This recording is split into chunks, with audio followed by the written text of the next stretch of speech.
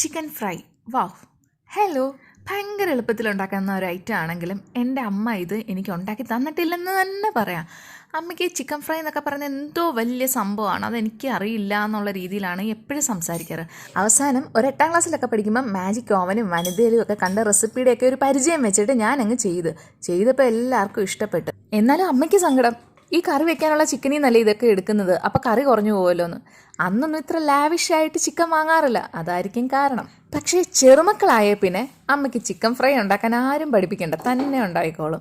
നമ്മളൊക്കെ ആയിരുന്നപ്പോഴായിരുന്നു ഉണ്ടാക്കി തരാൻ മടി.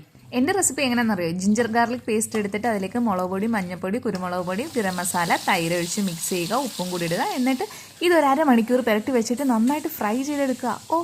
ഭയങ്കര ടേസ്റ്റാണ്. ചെറിയ പീസാക്കി 65 ടൈപ്പിൽ ഉണ്ടാക്കുന്നതാണ് എനിക്ക് ഏറ്റവും ഇഷ്ടം. അപ്പോൾ വീഡിയോ ഇഷ്ടപ്പെട്ടാൽ ലൈക്ക് ചെയ്യാൻ മറക്കണ്ട, സബ്സ്ക്രൈബ് ചെയ്യണം. ബൈ.